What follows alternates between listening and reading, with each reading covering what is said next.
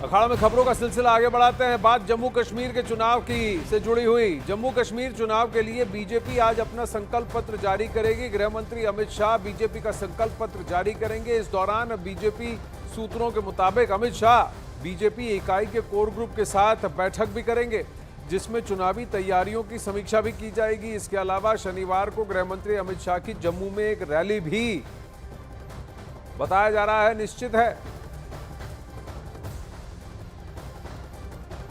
अमित शाह के दौरे पर बीजेपी के वरिष्ठ नेता और जम्मू कश्मीर चुनाव घोषणा पत्र समिति के अध्यक्ष निर्मल सिंह, जो कि पूर्व डिप्टी सीएम भी रह चुके हैं, पहले जब जम्मू कश्मीर लद्दाख एक प्रदेश हुआ करता था, निर्मल सिंह ने कहा है कि अमित शाह खुद मैनिफेस्टो जारी करेंगे। साथ ही उन्होंने कहा कि बीजेपी का मैनिफेस्टो जनता के हित में है।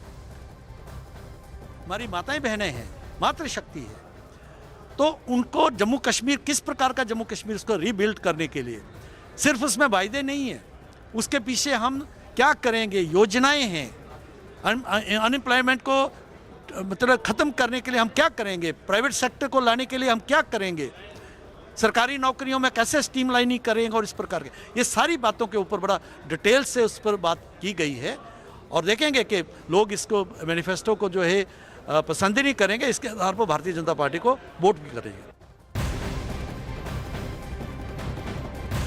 अब वहीं जम्मू कश्मीर का चुनाव बहुत दिलचस्प होने वाला है। 5 सितंबर को दूसरे दौर के नामांकन दाखिल करने का आखिरी दिन था। उमर अब्दुल्ला ने दूसरी सीट यानी बडगाम से भी नामांकन दाखिल किया है। जम्मू कश्मीर के इस बार के विधानसभा चुनाव में वो अकेले उम्मीदवार हैं जो 2 जगह से चुनाव लड़ रहे हैं। माना यह जा रहा है कि ऐसा इसलिए है क्योंकि सर्जन बरकती, जिनका नामांकन शोपियां से खारिज हो गया था, वो शायद गांदरबल से चुनाव लड़ सकते हैं। और इस बार उमर अब्दुल्ला कोई चांस नहीं लेना चाहते थे, इसलिए दूसरी जगह से भी नामांकन भर दिया। क्योंकि लोकसभा चुनाव में उमर अब्दुल्ला को इंजीनियर रशीद ने 3 लाख वोटों से शिकस्त दी थी। मेरे यहाँ 2 सीटों से लड़ना ये कमजोरी का सबूत नहीं है, ये नेशनल कॉन्फ्रेंस की ताकत का सबूत है। क्योंकि अगर खतरा होता तो शायद मेरे साथी मुझे यहाँ से लड़ने की इजाज़त नहीं देते, लेकिन इनका मुझे यहाँ से इलेक्शन लड़वाना वो इस बात का सबूत है कि चाहे बारामूला हो, चाहे श्रीनगर हो, चाहे अनंतनाग हो, नेशनल कॉन्फ्रेंस के हक में आज एक हवा चल रही है। और उम्मीद करते हैं कि जब वोट गिने जाएंगे तो कामयाबी नेशनल कॉन्फ्रेंस की यहाँ पे होगी, और जहाँ जहाँ हमारे अलायंस के साथी हैं वो कामयाब होंगे। अगर यहाँ से नॉमिनेशन क्लियर हो जाता है, बीरवा से भी होता है, let these parties decide, PDP, National Conference, People's Conference and Apni Party, क्या ये इन्हीं का हक है? Let them decide 1 seat for Sarjan Barkati, not for me. Sarjan Barkati के लिए नॉर्थ में अभी बाकी है, नॉर्थ में इलेक्शन अभी बाकी है, नॉर्थ से किसी सीट से I am ready to sacrifice my seat. अब वहीं लोकसभा चुनाव में अलगाववादी नेता इंजीनियर रशीद ने उमर अब्दुल्ला को हराया था। अब इस बार गांदरबल विधानसभा से उमर अब्दुल्ला को एक और अलगाववादी नेता सर्जन बरकती टक्कर दे रहे हैं। अब आपको बताते हैं कौन है सर्जन बरकती।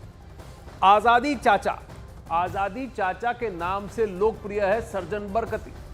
बुरहान वानी की हत्या के बाद सर्जन बरकती चर्चा में आ गए थे। दक्षिण कश्मीर में विरोध रैलियों का चेहरा यही सर्जन बरकती था। कट्टरपंथी सैयद अली शाह गिलानी का करीबी इसे माना जाता है। टेरर फंडिंग में शामिल होने का आरोप भी इस पर है। बरकती को पहली बार 2016 में गिरफ्तार किया गया था। गांदरबल के साथ साथ बीरवा सीट से भी पर्चा दाखिल किया गया था। गांदरबल में सर्जन बरकती का मुकाबला उमर अब्दुल्ला से होगा। रिफत अब्दुल्ला इस वक्त हमारे साथ लाइव जुड़ रहे हैं। रिफत, एक बात बताइए, जो बारामूला में हुआ वो गांदरबल में ना हो जाए, क्या ये चिंता उमर अब्दुल्ला को सता रही है? नेशनल कॉन्फ्रेंस का ओवरऑल परसेप्शन क्या इससे थोड़ा वीक हो जाएगा? देखिए आनंद, बिल्कुल नेशनल कॉन्फ्रेंस इस बारे में सोच रही है, क्योंकि आज ही उमर अब्दुल्ला ने इल्ज़ाम लगाया कि ये सब कुछ दिल्ली से हो रहा है और उन्होंने कहा कि इस बार उन्होंने एजेंसीज़ को चकमा दिया क्योंकि उन्होंने बीरवा से फॉर्म नहीं भरा बल्कि बड़गाम से आखिरी वक्त पे फॉर्म भरा, जबकि सरजान बरकती ने बीरवा से भी फार्म भरवाया और गांदरबल से भी भरवाया। तो ये एक बड़ा मुद्दा बन गया है। और उमर अब्दुल्ला ने यह भी इल्ज़ाम लगाया कि इंजीनियर रशीद पे उन्हें पहले शक नहीं था, अब उन्हें इंजीनियर रशीद पे भी शक हो रहा है कि यह सब कुछ दिल्ली से हुआ है। ये इल्ज़ाम है उमर अब्दुल्ला का। लेकिन जहाँ तक चुनाव की बात है, यहाँ पे कभी भी कुछ भी हो सकता है। किसी ने भी सोचा भी नहीं होता कि उमर अब्दुल्ला इतनी बुरी तरह से हार जाएंगे इंजीनियर रशीद से। इंजीनियर रशीद को 5.25 लाख वोट मिले, 2 लाख से ज़्यादा वोट से हराया उमर अब्दुल्ला को, जो फॉर्मर चीफ मिनिस्टर रहे हैं। इससे पहले भी इंजीनियर रशीद कॉन्टेस्ट कर चुके हैं, लेकिन इतना वोट उसे कभी नहीं मिला। तो फिलहाल ये कहा जा सकता है कि बार बार अब जेल में बंद लोगों का सामना उमर अब्दुल्ला को करना पड़ रहा है।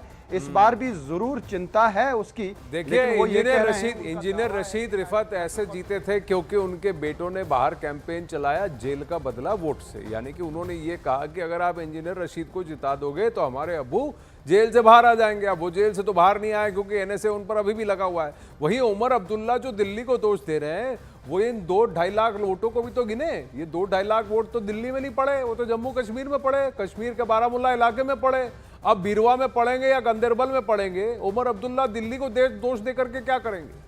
बतौर National Conference chief, patron in chief, क्या उमर अब्दुल्ला का वहां पर अब करेंसी है या लोकल्स इन रिवायती परिवारों से आगे देखने की कोशिश कर रहे हैं? देखिए आनंद, अब उमर अब्दुल्ला लेबल लगाने की कोशिश कर रहे हैं इंजीनियर रशीद पे भी, और जो ये बाकी जेल में बंद लोग कॉन्टेस्ट कर रहे हैं उनको भी ये कहने की कोशिश कर रहे हैं लोगों को कि ये दिल्ली की साजिश है, दिल्ली ही ये सब कुछ करवा रही है।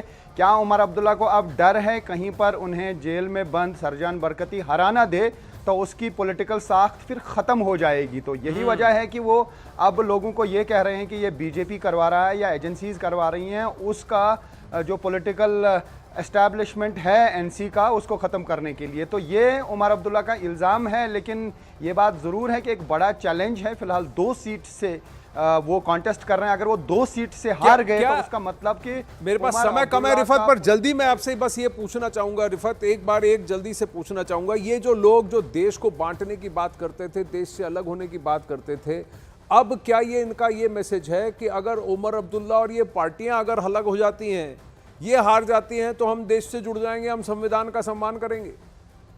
इंजीनियर रशीद, सरजान बरकती तो अलगाववादी कहा जाता है। जब फॉर्म भरे तो उन्होंने ओथ लिया है, इंडियन कॉन्स्टिट्यूशन पे ओथ लिया है। लेकिन मैं ये बता दूं कि वो हमेशा ये कह रहे हैं कि कांग्रेस और नेशनल कॉन्फ्रेंस ने जो 1987 में रिगिंग कराई, जो बड़ा इल्ज़ाम है एनसी और कांग्रेस पे, वही वजह है कि यहाँ पे मिलिटेंसी शुरू हुई, तभी मोहम्मद यूसुफ सलाहुद्दीन बने। तो आज जमात इस्लामी के कुछ कैंडिडेट जो हैं वो अगर कॉन्टेस्ट करते हैं तो उसका मतलब वो डेमोक्रेसी में फेथ रखते हैं और डेमोक्रेटिक सेटअप में बिलीव करते हैं और चाहते हैं कि यहाँ पे डेमोक्रेसी बहाल हो, हर किसी को बोलने का हक मिले। और इलेक्शन कमीशन ऑफ इंडिया पे उन्होंने फेथ जाहिर की है।